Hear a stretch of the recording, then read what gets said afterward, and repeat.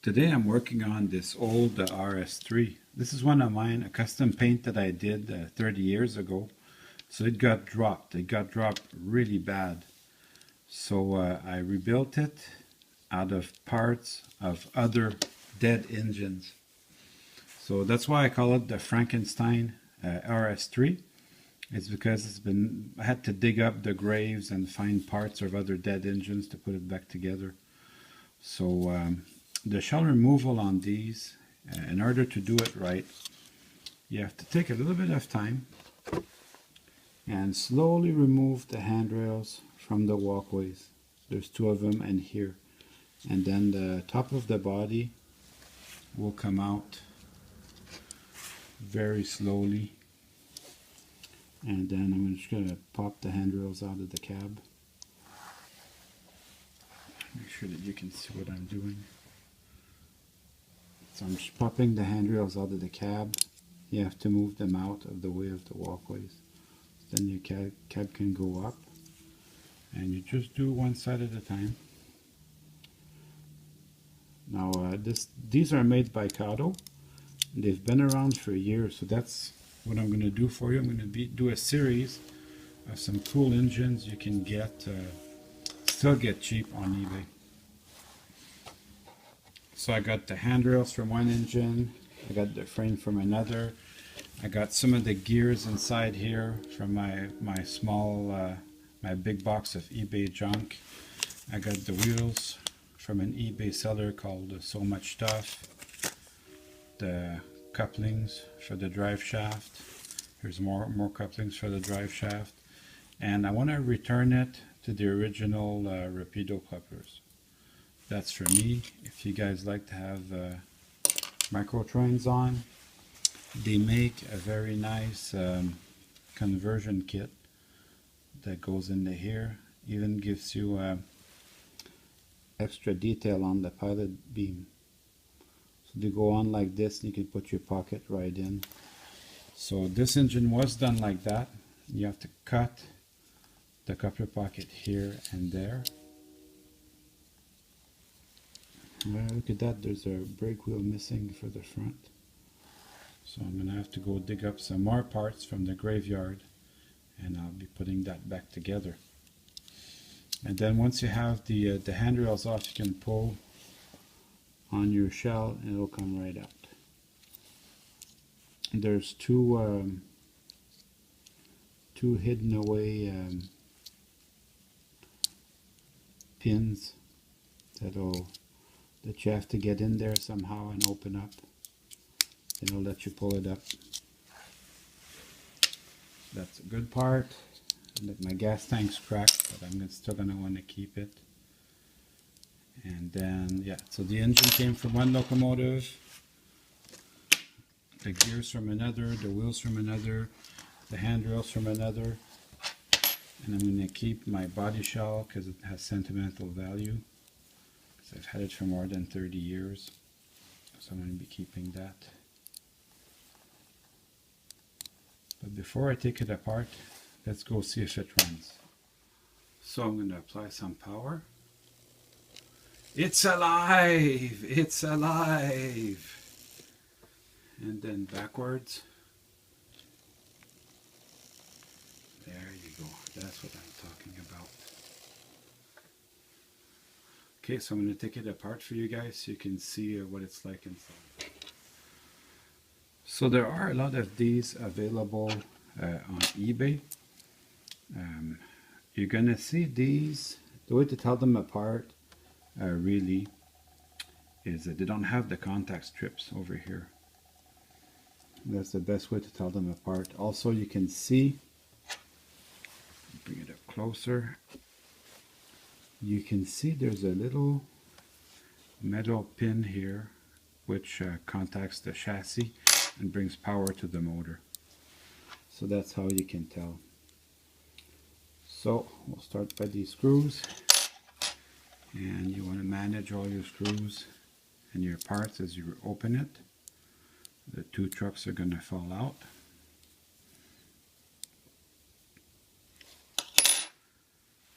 Like this. You don't necessarily have to manage which directions they go, because the coupler is going to go on the outside. So that's pretty easy to keep track of. I'm just going to remove the 2 screws. I'm going to keep these around. And then you open the frame halves. And they have isolators. That's very important to keep track of the isolators. And you have access to all your stuff. Your worm gears are here, and the 2 couplings. So even though I had to do a lot of hunting for those parts, everything's in good shape, right where it should be. So when you get them from eBay, you just need to put 4 drops of oil, 1, 2, 3, and 4, and then it should be good to go. Now I did that previously, and then we're going to get into the trucks. So this is crucial for the engine to work well. As my trucks were completely destroyed when I dropped it, but I don't know if you can see, when you cut off the coupler pocket, he took too much material out. So now this side doesn't, just wobbles there. So that doesn't help it to get it to go. So you just push these up very gently, and the trucks come out. So that this part here, it's very marginal. I'm going to keep it. You never know, but probably not going to be any good. The other secret of this is there's a little extra contact strips. Now it will run without it, but this does help for a power pickup. So as you clean it, you definitely want to keep this, keep track of it anyways. So you start by removing the 2 wheels, 2 axles. This, keep good track of this. And then you have 3 gears.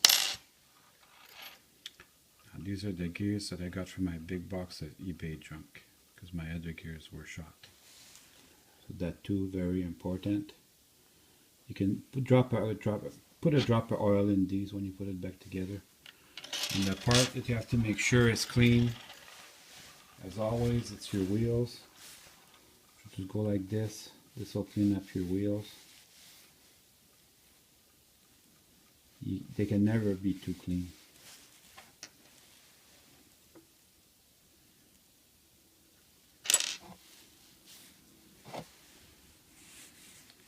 Clean these up. And now I'm going to grab my new part and I'm going to put it back together. There's my new part. So first you take the 2 parts of the main parts of the truck, the gearbox, as it were. If I had to name it anything, I would name it the gearbox. Drops your axles. Oh, don't forget, we have a little pickup part. So this one, it can't go this way because it will interfere with the gears. So it goes on the opposite side of the gears. And there's 2 little pins right in there where it goes that will keep it where it should be. And then as you put in the axles, make sure the contact pins are inside. Like I said, it would run without it, but this definitely helps. And that little pickup strip, it'll get dirty, so that too you want to clean it. So I put it in, I make sure the contacts are inside the wheels where they can pick up electricity. There, put that in the focus for you so you can see where they go. Alright, and now I can bring this up. Now this part, you can see there's 2 holes for the gears. The RS1s and the U25Bs, they have 4 holes. So it's a different part altogether. Once you got them in place, make sure that there's no rubbing, and you can try it with your finger. This will show you where you're at. You should feel very little resistance. So I'm going to do the other side off camera. So now I can put everything back together. And it's not that hard to put it back together. Just put your two trucks down.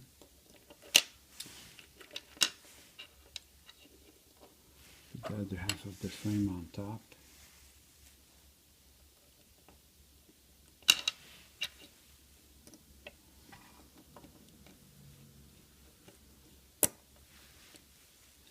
And then, as I do it, I leave it upside down like that. That way gravity keeps my my two trucks where I want them. And then I'll just put the screws back on. Put the screws back on with the retaining bolts. I do one side at a time. That way I can focus on what I need to focus on.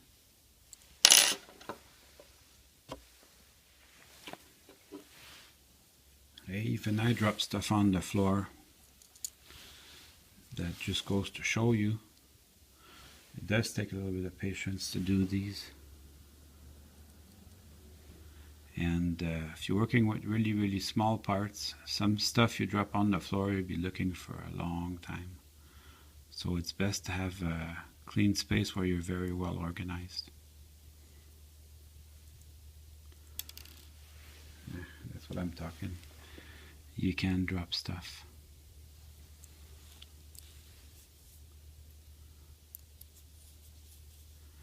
And then I'll test it on my bench, and I'll test it on the track before I go put the body shell back on. So I'm going to test it on the track before I put my body shell back on. Runs pretty good. And backwards. Runs pretty good.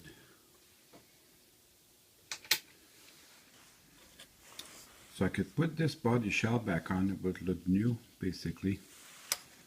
But I want to use my CP rail because it's got sentimental value. So the first part is to put the handrail back on. You have to shimmy it down. It goes down pretty easy. There's two tabs that lock it into place.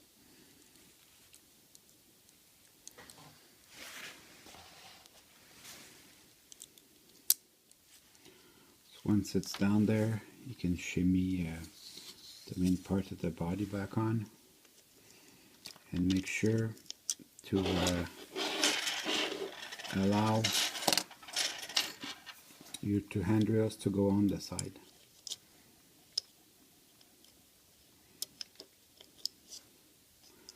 Just keep them on the side, spread them out so the body can go down.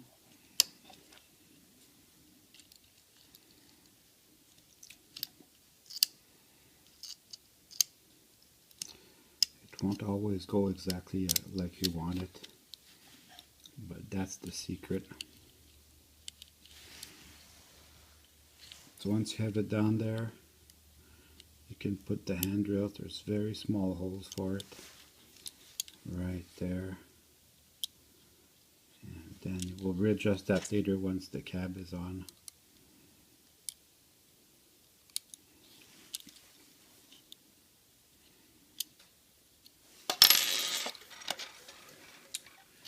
Then you can put the cab back on.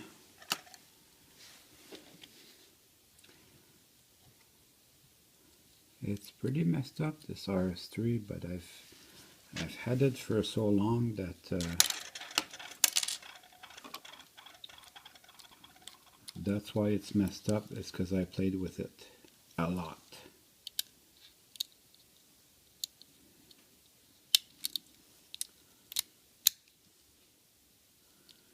And then all I gotta do is put the cab on its holes, and then I'll put the handrails back where they should go.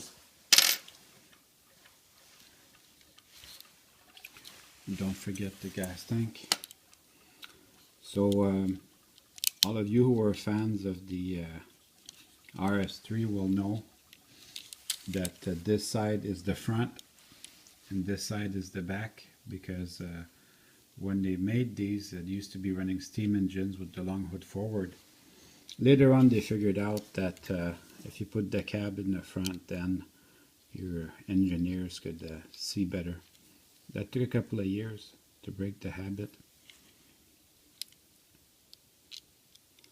So you just put the handrails in these little holes in the cab, and pretty soon we'll be ready to go.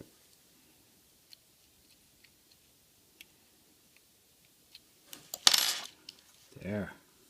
Now that looks much better. And now it's time to run some trains. Well, this was a satisfying project considering how far gone it was and the sentimental value it had for me.